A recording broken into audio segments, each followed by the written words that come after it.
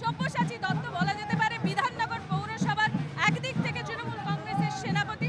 সব্যসাচী বাবু, এটা বলুন যে অনেক বিতর্ক হয়েছে এই নির্বাচনকে, নজিরবিহীন সল্টলেকের নির্বাচন, তারপরে জিতে কেমন লাগছে?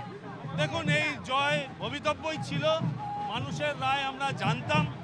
বিতর্ক যেটা করেছে কোনো বিরোধী দল করেনি, গুটি কয়েক সংবাদ মাধ্যম করেছে এবং তারা বিতর্ক করে আমাদের জয়ের রেটটা আরো বাড়িয়ে দিয়েছেন। ছাপ্পা ভোট ছাপ্পা ভোটের জেরে রিপোলিং হয়েছে নজিরবিহীন সল্টলেকে, কি বলবেন? তারপরে এই জয় কোথাও কাটা লাগছে?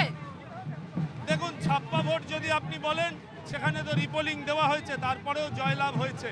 সেই জন্য মানুষের রায় আমরা মাথা পেতে মেনে নিয়েছি। ভোটের দিন সল্টলেকে সংবাদ মাধ্যমের উপর আক্রমণ, তারপর জয়, কেমন লাগছে? সংবাদ মাধ্যমের ওপরে যারা আক্রমণ করেছেন, আমরা তাদের খুব ব্যর্থহীন ভাষায় কন্ডেম করছি। সংবাদ মাধ্যমের ওপরে আক্রমণ কোনোভাবে আমরা সমর্থন করছি না, আমরা করব না। কিন্তু কারা করেছে এটা তদন্ত সাপেক্ষ। তারা যে তৃণমূলের আপনারা বলছেন সেটা নাও হতে পারে, তারা অন্য দলেরও হতে পারে। তাদের শাস্তি হবে? নিশ্চয়ই হওয়া উচিত, কারণ পুলিশ প্রশাসন দেখা উচিত কে সংবাদ মাধ্যমের ওপর আক্রমণ করেছে এবং যাদের পুলিশ অ্যারেস্ট করেছে, বিজেপির লয়ার সেল তাদের ছাড়াতে যাচ্ছে, এটা তো আপনাদেরও দেখা উচিত।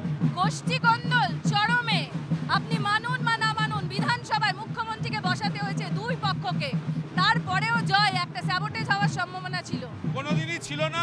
আর গোষ্ঠীদ্বন্দ্ব বলতে আপনার সঙ্গে আমার চিরকালই গোষ্ঠীদ্বন্দ্ব ছিল, আছে, থাকবে। আপনি বিধানসভায় মেনেছিলেন সিন্ডিকেট আছে এবং থাকবে। টাটা গোষ্ঠীর প্রাক্তন চেয়ারম্যান, তবে এর জেরে ক্ষতি হয়েছে তার স্বপ্নের 1 লাখি গাড়ি প্রকল্পের। সেই ক্ষোভ এদিন উগরে দেন Ratan tata.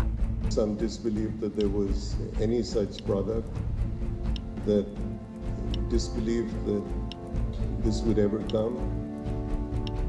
It gave our competitors a chance to badmouth our product in the absence of its being in the market. রাজ্যের শিল্পায়নে গতি আনতে দিনরাত এক করছেন মুখ্যমন্ত্রী মমতা বন্দ্যোপাধ্যায়।